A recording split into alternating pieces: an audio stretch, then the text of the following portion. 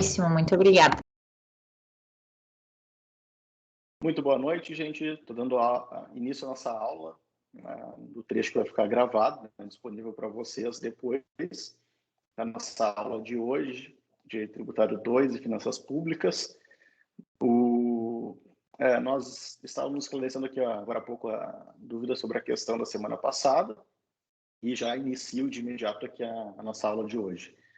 Vocês me sinalizem, tá? Se eu tiver com sinal ruim, eu estou num lugar aqui que eu não havia testado a internet e pode eventualmente falhar aqui a minha transmissão, mas vocês me avisem, tá? Na aula passada, a gente começou a estudar privilégios, garantias e preferências do crédito tributário. Eu expliquei para vocês o porquê que aquilo, por que isso existe, né?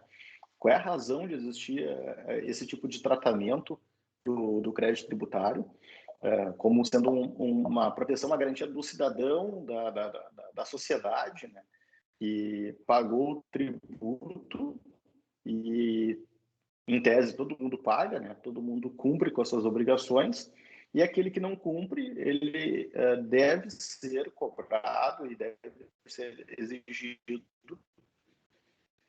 para que o Estado tenha condições de prestar fazer os seus serviços e os seus operacionais. É importante que o crédito tributário tenha algumas garantias, algumas preferências. E na aula de hoje eu vou tratar de uma das garantias que é extremamente polêmica. Eu estou falando, e o tema hoje é concurso de credores. Tá? Então, qual é o contexto? Vocês já tiveram aula de empresarial com, acho que é o professor Leandro, que trata sobre falência e recuperação? Falência e recuperação estamos tendo nesse semestre com o professor Manuel. Manuel, opa! Maravilha. Então, vocês estudaram o fenômeno da crise, né? E o professor Manuel deve estar lecionando esse tema, essa matéria.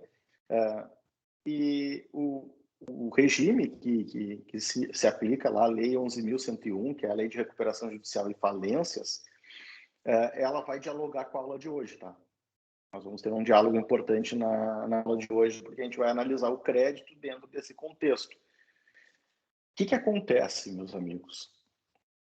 Nós falamos até a aula passada sobre a cobrança do tributo e garantias. A gente falou lá da penhora online, constrição de bens do devedor, presunção de fraude. Esses foram os temas tratados na aula anterior. Na aula de hoje, a gente vai tratar basicamente da crise da empresa, de um modo mais específico e de um modo geral, a insuficiência de recursos para pagar, que pode ser da pessoa física ou até mesmo de uma pessoa jurídica não sujeita à falência. Tá?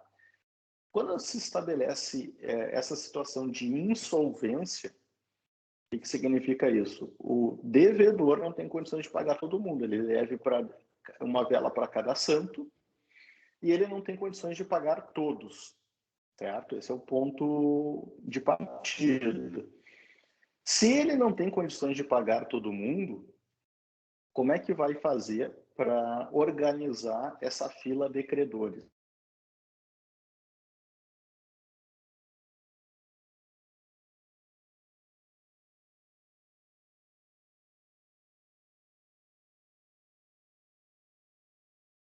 Deu uma caída aqui na minha internet.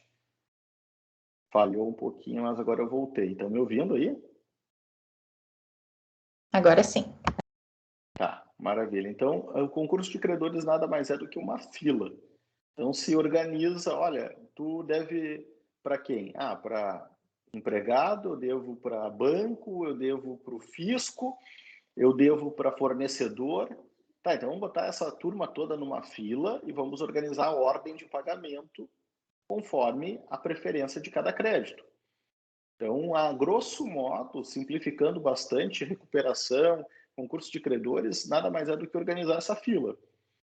E aí, gente, todos os credores, eles têm interesse e dignidade de serem pagos, né?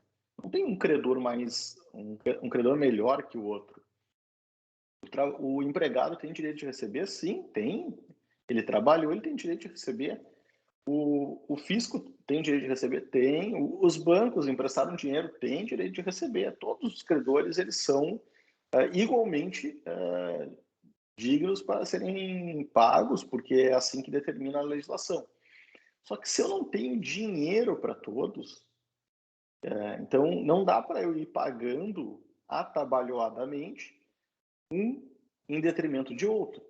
E aí a legislação estabelece a preferência de alguns. Tá? E isso, a gente já está chegando aqui quase na metade do semestre, vocês já devem ter visto essas questões com o professor Manuel. Então, lá no estudo de empresarial que fala sobre recuperação,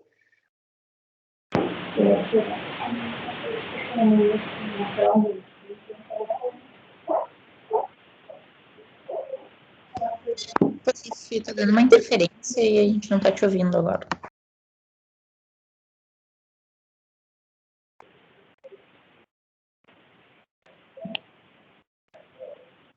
vão receber ao menos uma parcela do seu crédito. Então, o que o fisco... e vamos lá, né, gente? Tem que entender o contexto em que a legislação foi concebida, né? O Estado, ele normalmente está lá próximo do legislador e ele consegue fazer com que a legislação ela fique o mais próximo do seu interesse, certo? Então, o Estado, ele está lá, ele pode não ter sido o autor da lei, ele pode não ter começado o projeto de lei, mas ele está ali atento para aquilo que o legislativo está trabalhando. E, via de regra, as legislações, sejam elas de concursais, seja a legislação tributária, elas dão um tratamento bem favorecido para o fisco. E não foi diferente com a redação do CTN, lá em 1966, e não foi diferente com a Lei de Recuperação e Falências, mas se a gente pegar a Lei de Concordatas, que é anterior à Lei 11.101, anterior a essa lei que nós temos em vigor, não era muito diferente o tratamento em relação ao fisco, e até mesmo com a reforma que ocorreu agora, recentemente, o tratamento não mudou. O tratamento continua favorecendo o Estado, entendam, Estado ali, a administração tributária. Tá? Por quê? Porque o Estado executivo está muito próximo do legislativo e eles conseguem ali acordar, fazer acordos para que esse credor ele tenha um tratamento privilegiado. Qual foi a ideia concebida lá muito mesmo antes do CTN, mas já no CTN, já na Lei de Concordatas e vigora até hoje? Existe algo que é extremamente importante na falência e na recuperação judicial, que é o chamado juízo universal. Vocês devem ter estudado isso na aula com o professor Manuel, e basicamente o juízo universal da falência e da recuperação, ele tem uma função. Por que submeter todos os créditos da recuperanda ou da empresa falida, da massa falida, ao juízo universal? Porque caso o contrário não fosse assim, imagina uma empresa tipo recuperação judicial da Oi. A Oi está em recuperação judicial e ela tem operação no Brasil todo. E aí, credores em Porto Alegre, Santa Catarina, em Goiás, no Acre, no Amazonas, no Ceará, cobrando da Oi seus créditos, sem nenhuma organização e sem nenhum tipo de fila, para usar a metáfora que eu utilizei no início da nossa aula de hoje. Então, o juízo universal ele tem essa função.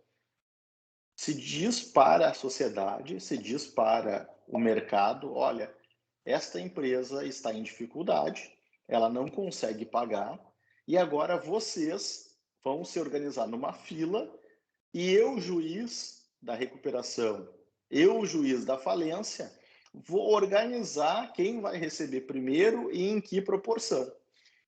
Então, para isso que serve o juízo universal, certo?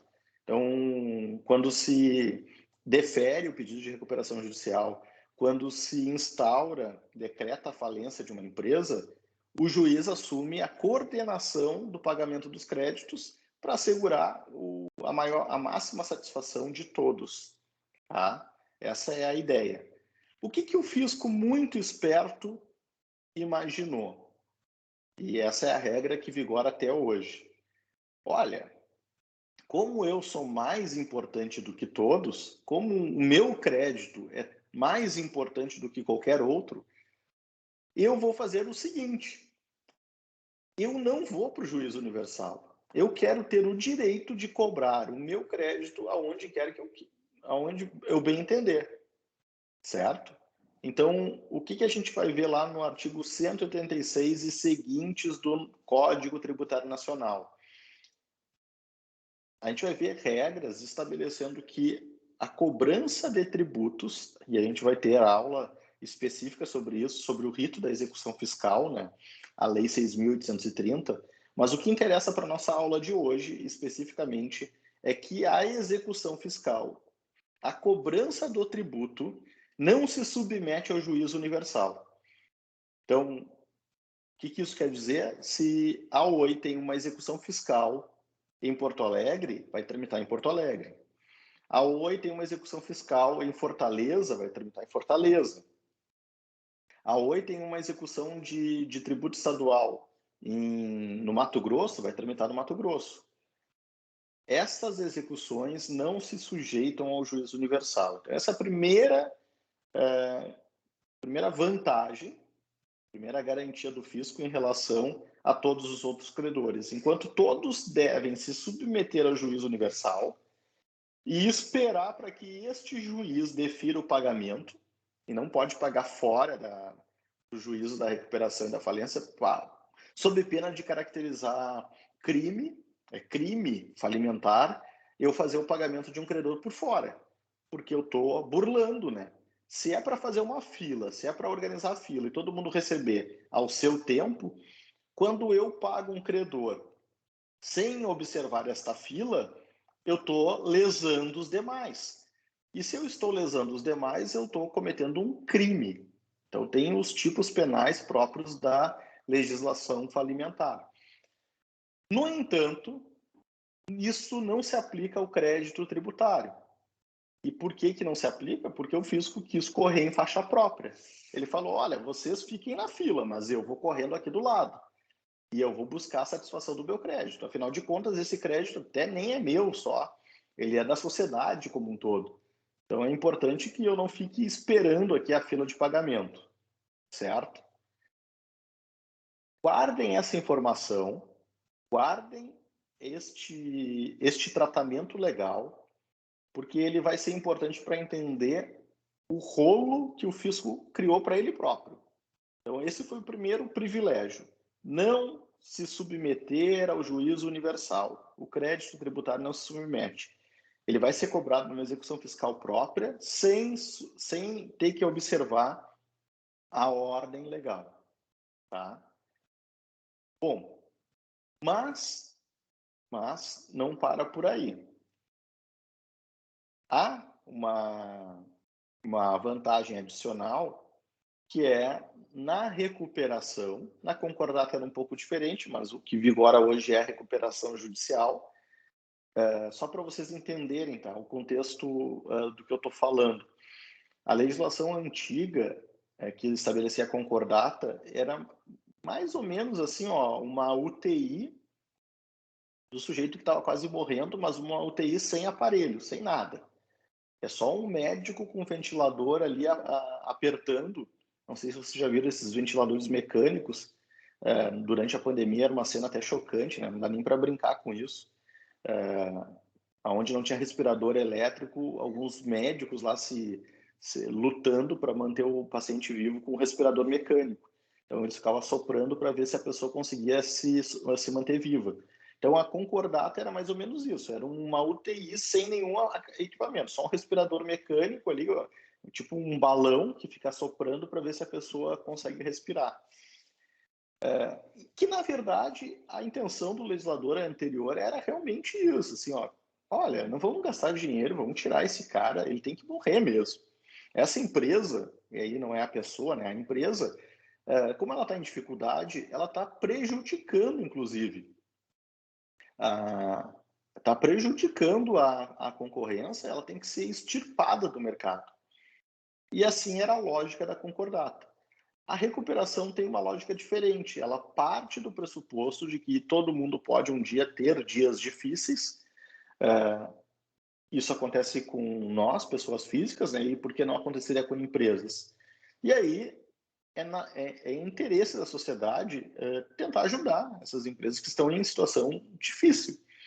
E talvez não tenhamos um precedente melhor na história para mostrar uma situação difícil quanto essa que nós estamos vivendo de pandemia, né? Na pandemia, nós vimos muitas empresas entrarem em dificuldade porque não podiam trabalhar, não tinham opção, não era uma escolha. Então, se eu não tenho como trabalhar, como é que eu vou ter receita? Se eu não tenho receita, como é que eu vou pagar os meus credores? Então, esse é um exemplo, né? Um exemplo talvez clássico de empresa que entrou em crise, mas não por safadeza, não por sacanagem do empresário, porque não tinha o que fazer. Realmente ele teve que fechar as portas, porque era determinação sanitária, fechou e quebrou, ficou em dificuldade. Então, na lógica da lei vigente de recuperar, de salvar a empresa, então eu tenho que estabelecer ali um plano, uma estratégia para tentar recuperar essa empresa, tentar salvar ela. E a estratégia para salvar essa empresa passa por organizar os credores. Então, eu tenho que organizar ali como é que eu vou pagar, eu vou pedir desconto, eu vou parcelar, eu vou vender uma parte da minha empresa para pagar credor. Qual é a estratégia para fazer o turnover, né? Então, essa é a lógica da legislação vigente. E aí, pasme, a segunda garantia. A primeira garantia é não se submete ao juízo falimentar, ao juízo universal. Segunda garantia do fisco. O fisco não entra na recuperação. Então, o que pensou o fisco? Olha, esse negócio de recuperação, negociar desconto, isso não é comigo. Afinal de contas, pensou o fisco, pensam até hoje, né? Essa regra vigora até hoje. Esse dinheiro nem é meu, esse dinheiro é da sociedade. Então, eu não posso dar desconto, eu não posso parcelar, eu não posso aceitar um carro, uma moto, uma lancha, eu não posso receber um bem em pagamento a essa dívida da empresa. Se eu não posso isso, para que eu vou sentar com os credores e negociar com o devedor? Eu não tenho nem que estar lá. E aí, assim, o fisco conseguiu. E está previsto na lei, mesmo com a reforma, continua a mesma disposição, do fisco não se submeter à recuperação judicial. Bom, aí vem o primeiro problema, não sei se o professor Manuel enfrentou isso com vocês, mas é o primeiro problema de eficiência da lei de recuperação, a lei 11.101. Gente, qual é a empresa em dificuldade que não deve tributo? Eu quero que vocês me apresentem uma. Eu não conheço, nunca vi na vida uma empresa que entrou em dificuldade, que está devendo e que ela não deve para o fisco, ela está em dia com os tributos, ela tem certidão negativa de débito, a CND. Este exemplo, essa situação eu nunca vi, porque é evidente que uma empresa que entrou em dificuldade, ela não pagou vários credores, dentre eles o fisco. E muitas vezes o crédito tributário é o mais expressivo, um dos mais, se não o mais expressivo. Então vejam só, olha só o que o legislador criou. Ele criou uma lei para salvar passa por negociar com os credores, arrumar um plano de recuperação para pagar os credores, só que um dos credores ele não senta na mesa para negociar. Ele, como uma segunda garantia, é ele não se submeter à recuperação judicial. Então, o fisco ele diz o seguinte, olha, conversa com os outros. Os outros é que abram mão do seu crédito, dê desconto, dê carência, prazo para pagamento, Comigo não tem conversa. Segunda garantia.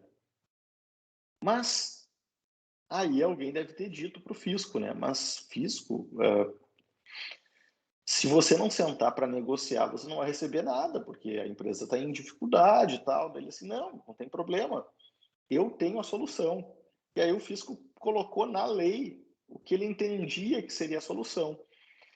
Para pedir recuperação judicial, é condição, está escrito na lei, que a empresa, para entrar em recuperação, ela tem que ter certidão negativa de débito.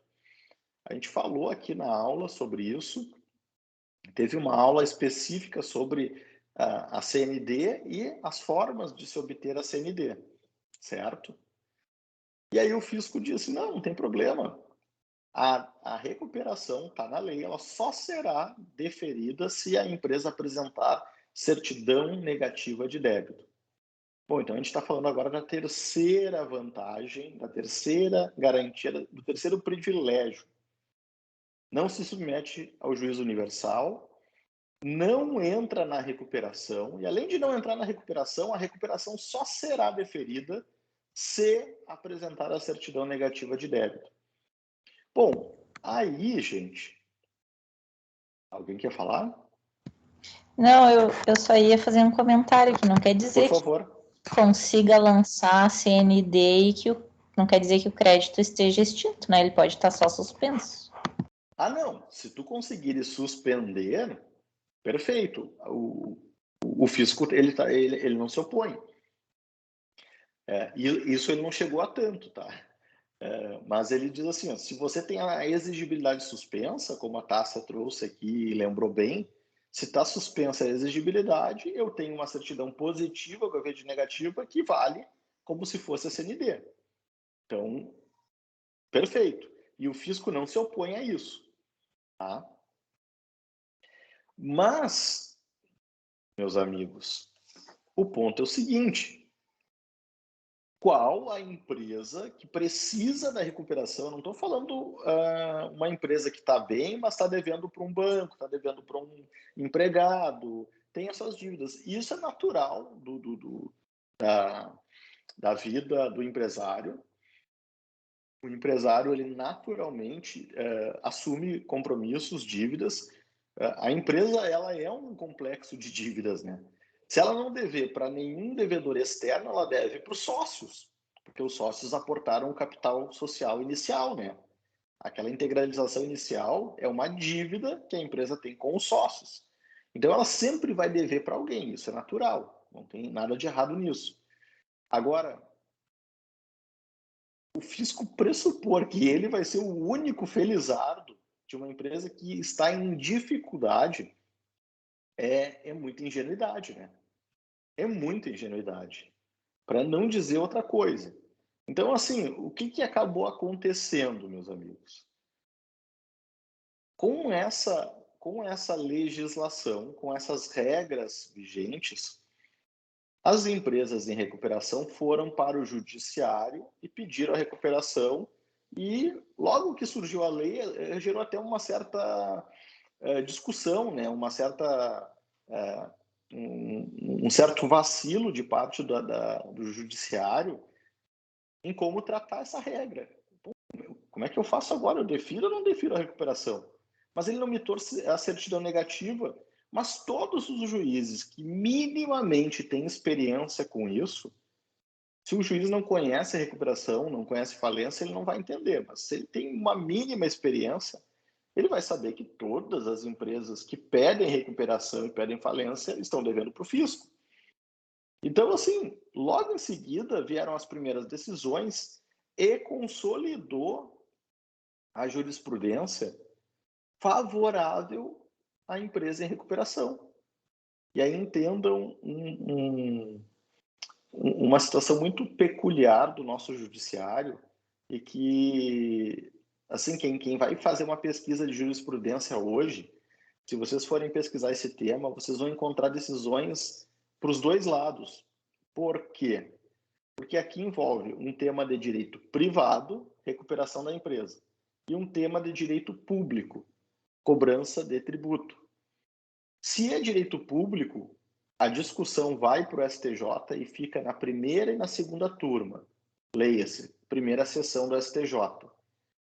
Se a discussão envolve direito privado, vai para a terceira e quarta turmas, segunda sessão do STJ.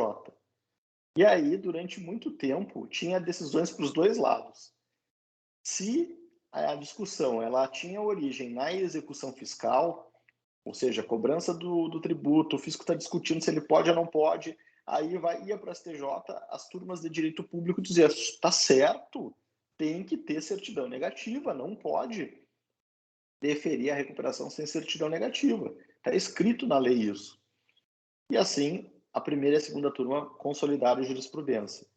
Só que, em sentido diametralmente oposto, a terceira e quarta turma do STJ disse exatamente o contrário. Dizia o seguinte, não tenho como exigir certidão negativa se a empresa está devendo, e é por isso que ela está me pedindo ajuda aqui, pedindo recuperação judicial, eu não posso presumir que ela não deve para o fisco, eu tenho que presumir que ela deve para todo mundo. E, portanto, eu defiro a recuperação sem certidão negativa de débito. Então, vejam, durante algum tempo ficou ali aquela disputa entre público e privado até que a Corte Especial do STJ se posicionou dizendo, olha, para não dizer que a lei era inconstitucional, para não entrar nessa discussão, a Corte Especial disse o seguinte, olha, realmente aqui a gente tem um problema, a gente está diante de um dilema. Todas as empresas que pedem recuperação, elas devem para o fisco. Então, eu não posso deferir nenhuma recuperação. Então, a lei vai morrer antes mesmo de entrar em vigor. E aí, o STJ disse, enquanto não vier uma lei específica para parcelamento da empresa em recuperação, eu autorizo o processamento da recuperação sem a comprovação da regularidade fiscal. Em outras palavras, por enquanto, defere a recuperação sem certidão negativa de débito. E essa foi a jurisprudência que se consolidou ao longo dos últimos anos, certo? E aí, gente, qual é o efeito prático disso? O fisco queria ser esperto, ele queria estar na frente de todo mundo e não fazer o pagamento. Opa. Agora que eu vi aqui a chamada, desculpa aqui, eu estava vendo o chat ali, eu achei que tinha algum problema, mas vocês estão me ouvindo bem, né? Sim, prof, agora sim. Tá, maravilha. Então, assim, ó, qual é o problema a armadilha que o fisco criou para ele mesmo? Regra número 1, não se submete à recuperação. As execuções tramitam em faixa própria. Regra número 2, o fisco não entra na recuperação. Regra número 3, precisa de certidão negativa, mas o judiciário disse que enquanto não houver um parcelamento especial, porque os parcelamentos que vigoravam são aqueles de até 50 meses, sem nenhum desconto, sem nenhum tipo de abatimento. Esse parcelamento, convenhamos, né, ele não resolve os problemas. Só parcelar e fazer com que a dívida corra com a indexação na Selic, isso não resolve os problemas da empresa de recuperação. E aí, o fisco acabou. O resultado prático de tudo isso que eu estou contando ele ficou pendurado num pincel. Não sei se vocês já ouviram essa expressão, mas ela é a melhor ilustração para a situação. Ele achava que estava lá no topo da escada pintando, tiraram a escada e ele ficou num pincel, ou seja, não tem nada sustentando ele.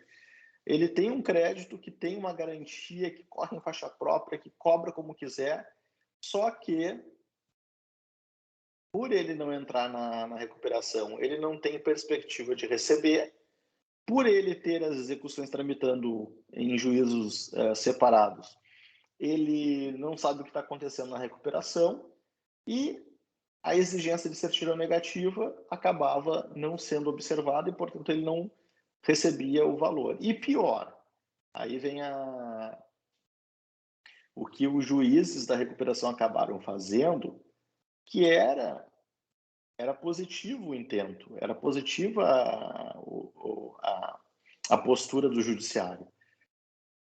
O juiz da recuperação, tentando preservar a empresa e fazer com que ela se recuperasse, ele acabava, na verdade, blindando a empresa do fisco.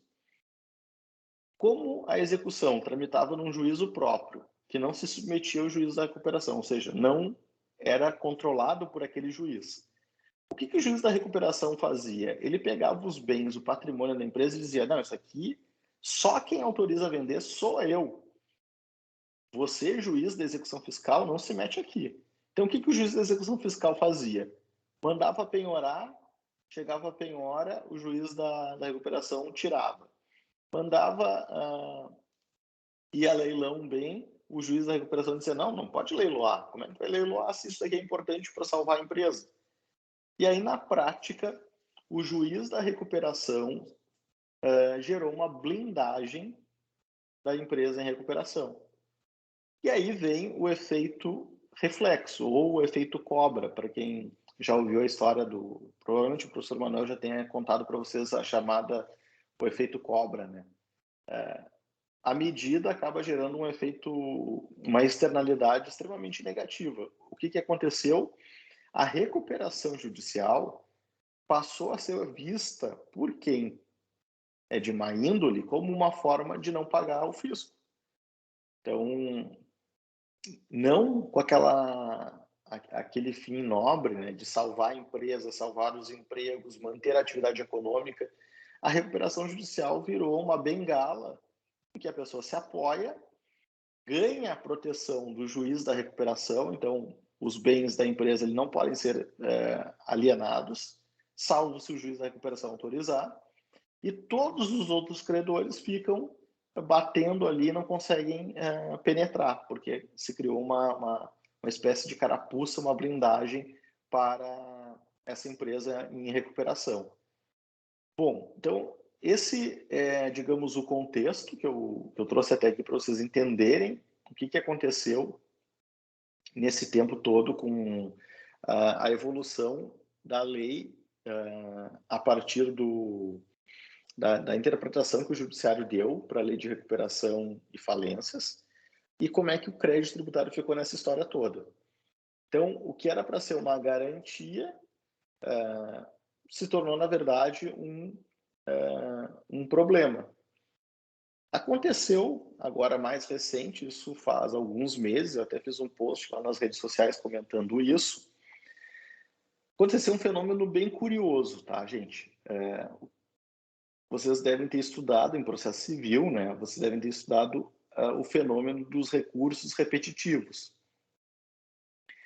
Então, o judiciário, ele já na emenda 45 e depois com o novo CPC, ele passou assim, olha, não dá para ficar julgando causa por causa, vamos uniformizar e vamos julgar em blocos, né?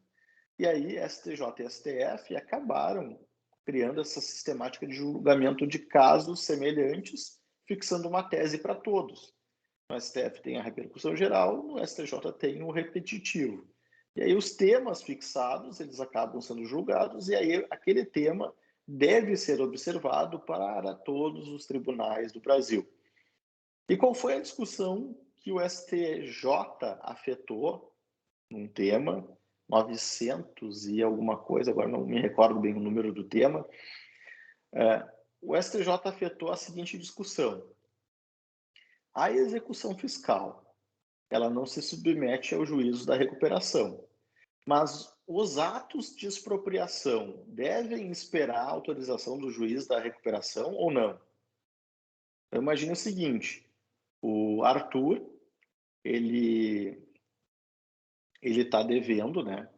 Está devendo aí dívidas de vários, a empresa dele está em dificuldade, ele pediu recuperação.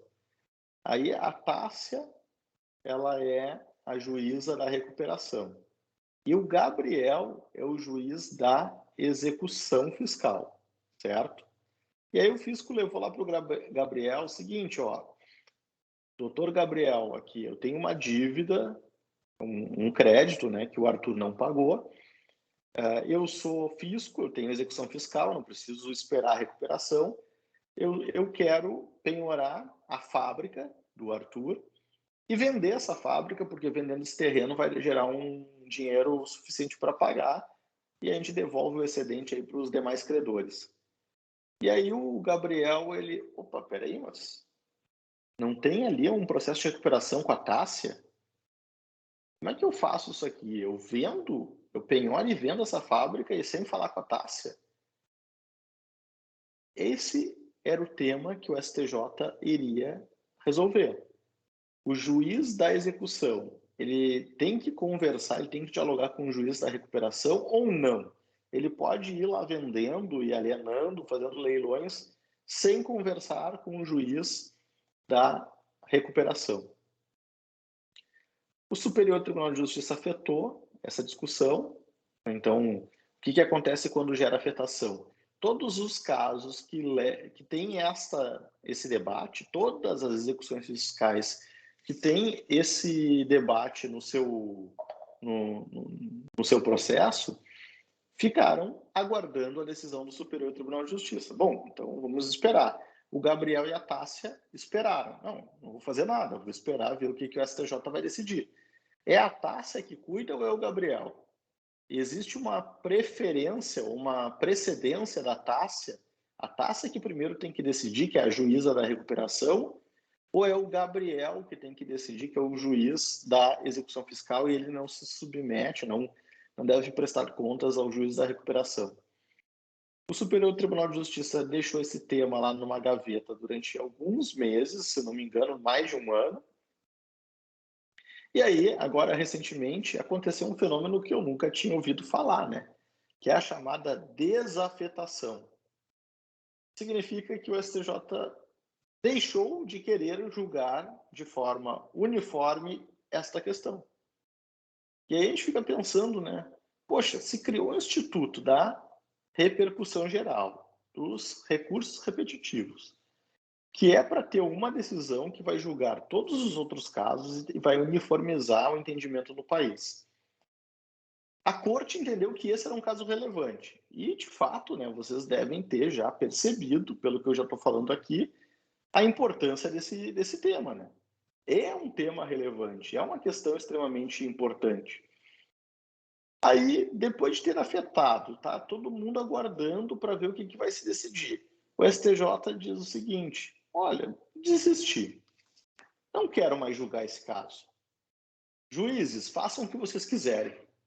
E aí fica a questão aqui, né, para a gente meditar. O que o STJ quis dizer quando ele desafetou? Quando ele desafetou, ele disse: Tássia, você é que comanda, como era antigamente. Ou ele disse: não vou julgar o tema porque é óbvio que o Gabriel pode promover a expropriação por independente, em faixa própria. O que o STJ decidiu ao não decidir? A comunidade toda, os advogados que trabalham com recuperação, falências, execuções fiscais, ficaram todos assim, ó. E agora? O que foi decidido? Por que desafetou? Desafetou é porque era óbvio que estava... era óbvio que a questão era da Tássia ou era óbvio que a questão era do Gabriel? A gente não sabe, não sei dizer.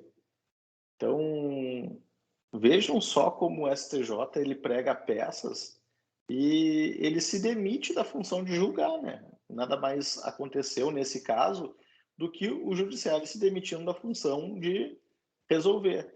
Se dizia desde o direito romano que o judiciário não pode ter non liquid, né? Que é a decisão, um juiz ele não pode assim aparecer um conflito, Tássia versus Gabriel. E aí não, ninguém ganhou, nem a Tássia nem o Gabriel. Eu não vou decidir. O judiciário não pode fazer isso. Então isso é um preceito elementar e milenar. Desde o direito romano, não existe a possibilidade do non-liquid. Não pode assim, eu não vou decidir. Olha, não quero saber. Não sei nem se foi a taça, nem se foi o Gabriel que ganhou. Eu não vou decidir.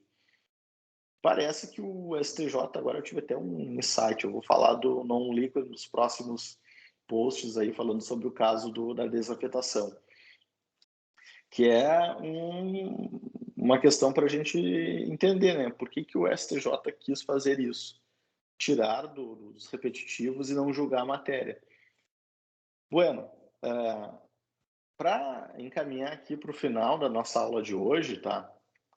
E aqui vendo o tema central, né, é preferência, privilégio do crédito tributário em face do concurso de credores.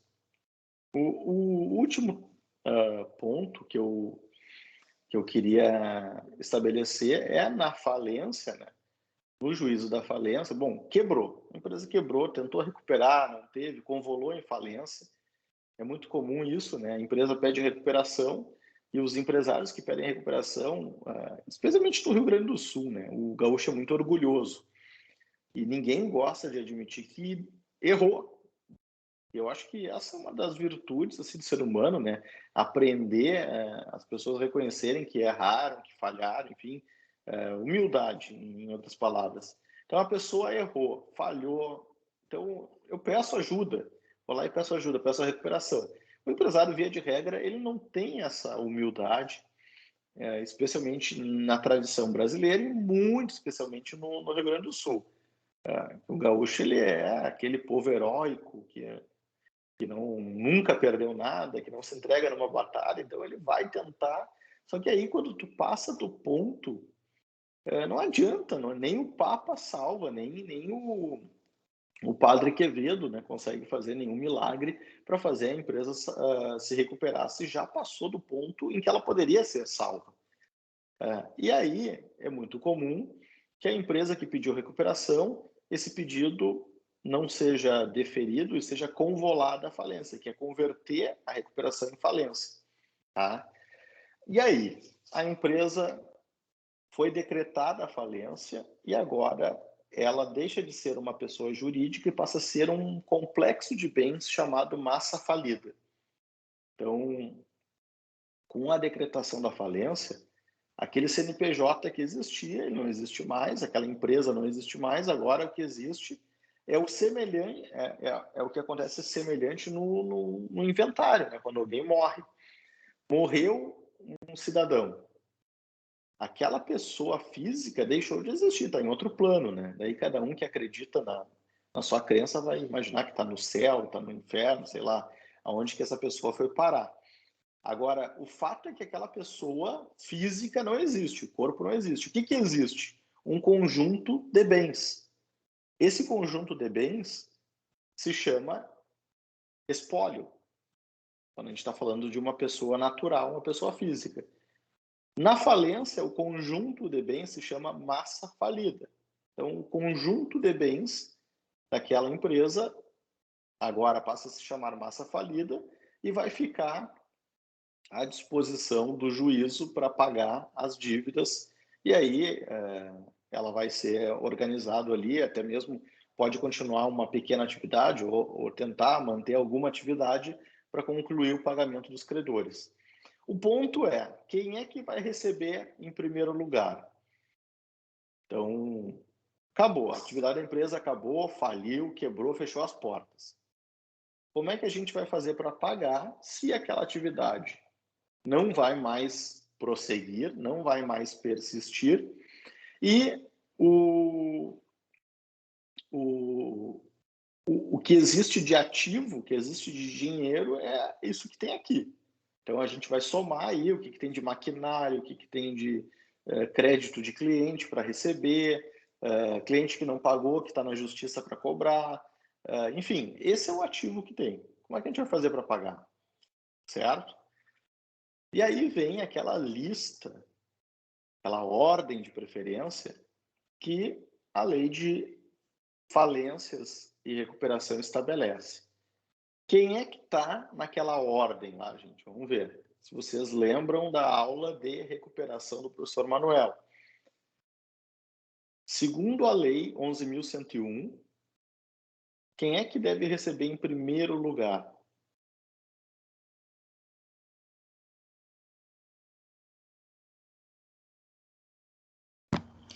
Eu acho que a gente não viu isso ainda. Ou se viu, eu realmente não me lembro.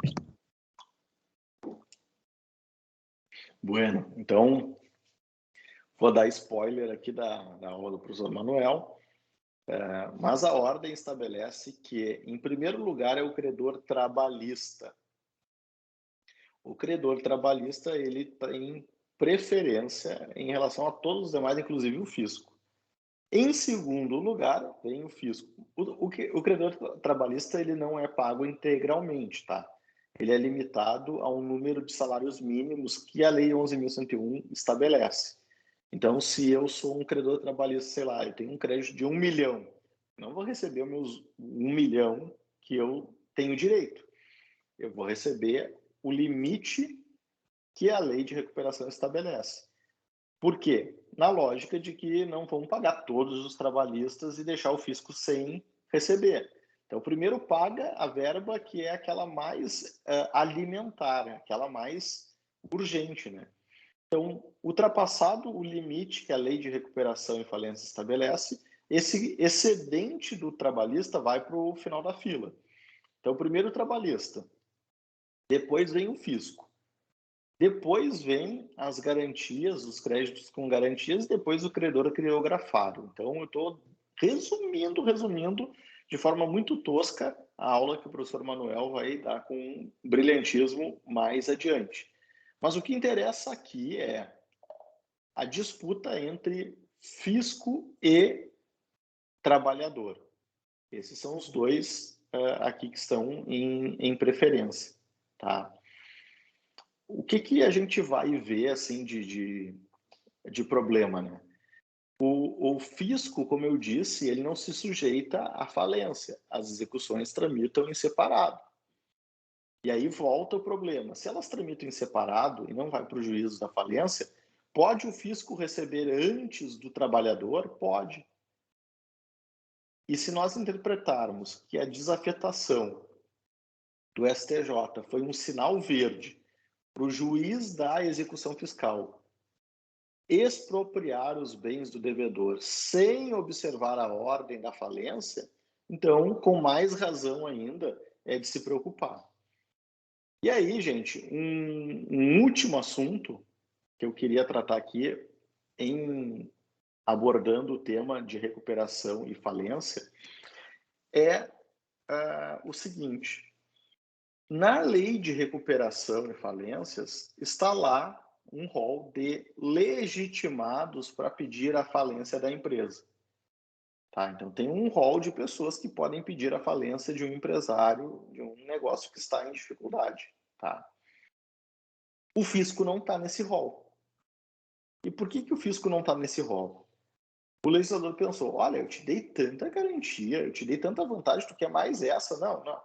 Você tem a execução fiscal para cobrar em faixa própria, você não precisa entrar na fila, você tem um monte de privilégio, então eu não vou te dar mais este privilégio de poder cobrar o tributo ameaçando o pedido de falência.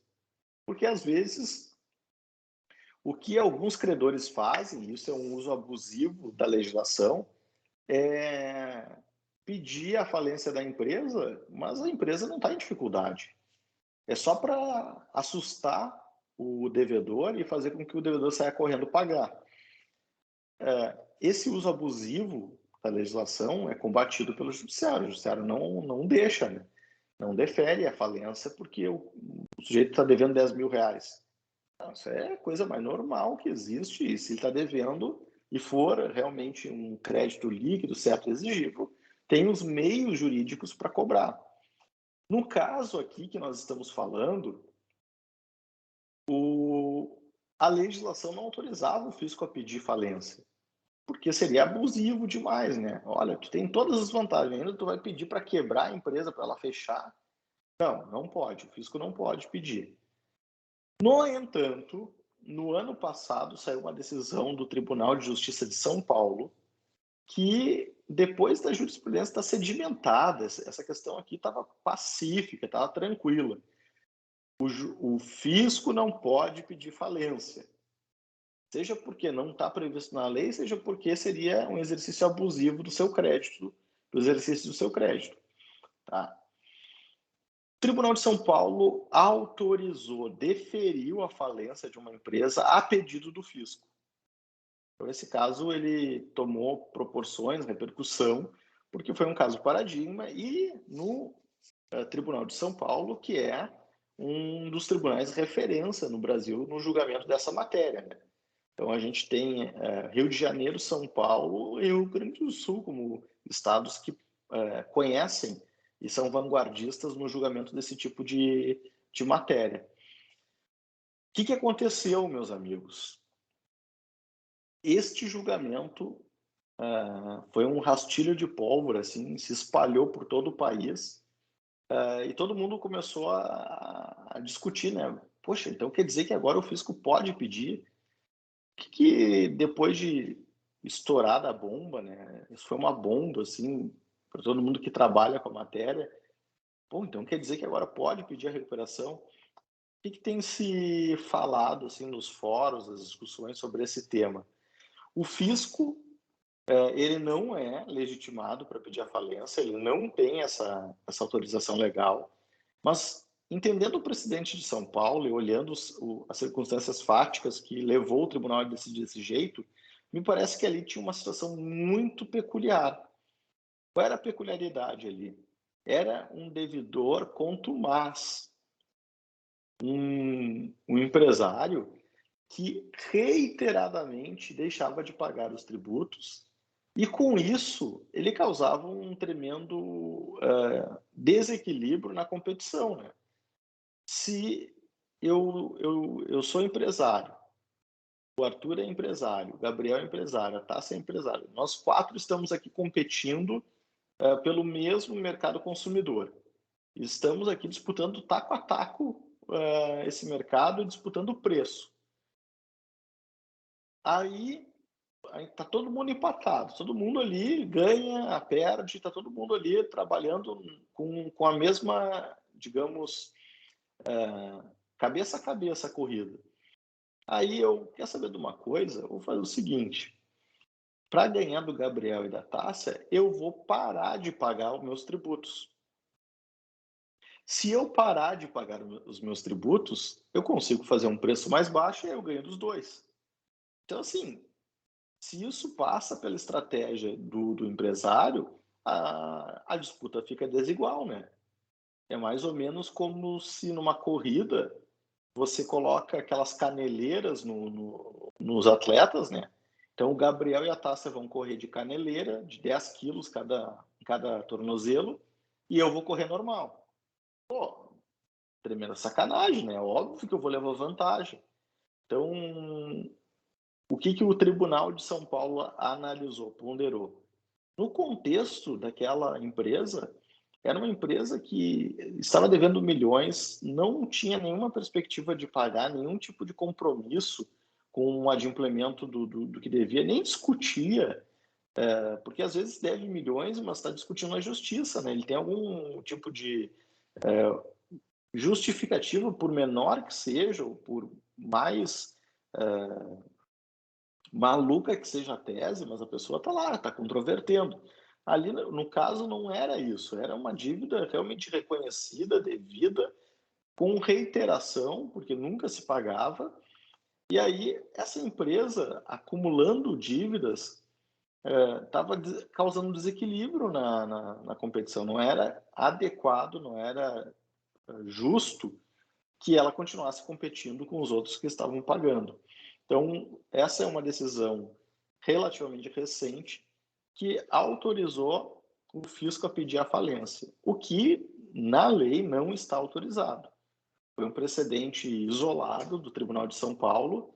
Eu não tenho conhecimento de outro caso que tenha sido deferido depois disso, mas é um precedente para ficar atento aqui e serve também para temperar a legislação, né? Eu falei o que pode, o que não pode, segundo a legislação, mas aqui eu estou trazendo um precedente que ele vai para além da legislação. Além dos legitimados ao pedido de falência que estão na lei, a jurisprudência, por enquanto isolada, defende que o fisco também possa pedir. Alguma dúvida até aqui, gente? Não, professor, tudo certo. Tudo certo?